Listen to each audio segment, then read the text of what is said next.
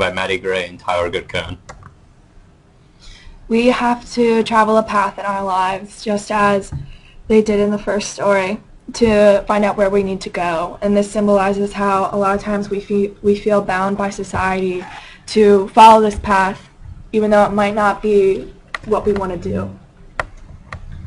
But eventually on the path, such as what happened in the first story, we realize that what this path that society sets for us or the tutor sets for us isn't the path that we want to take. And we cut the head off the tutor or cut the head off the path that we're following, decide to choose our own path and choose where we want to go. Like in the nonsense stories, these boys follow their paths, but oftentimes it can lead to bad consequences and things that by not using your good common sense, you make mistakes. But sometimes it can lead to something rewarding, such as when Jack ends up marrying the rich man's daughter. Which means the path can be very confusing sometimes because you don't know when you have to stop and when you should keep going. We found reflections of this path in our own lives as we take our adventure out of youth into who we will ultimately become. But also in the search for what we want to become on this path, we realize that there are bad moments that we misinterpret all the time, especially one of them is beauty, and people don't realize what's beautiful and having something weird and peculiar, such as these crazy faces.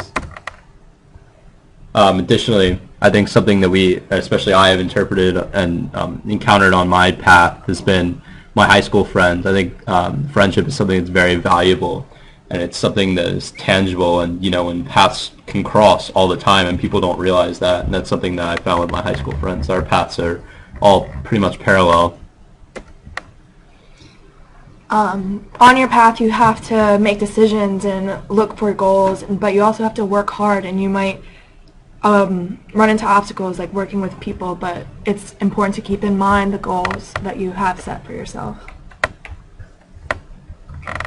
A lot of times society sets up a stage for us, such as the Eastern Bunny is seen as a sort of tradition, but a lot of times we follow those traditions, like how the bug sees himself obligate to society to go find the daughter of the village, but we also realize that we don't necessarily have to do that, and we're not necessarily obligated by society. We don't always have to be. A lot of times we have motivations for what we do, and the loss of the daughter of the village caused the fly to go after her and to find her because she is so important to everyone. My brother was also very important to me, and unfortunately he passed away this past summer. In life, we find very beautiful and difficult challenges and obstacles, such as me skiing this mountain here.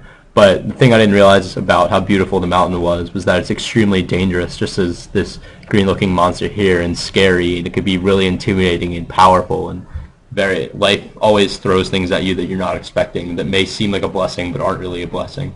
And it's important to keep in mind that you have to overcome these obstacles to get to where you want to be.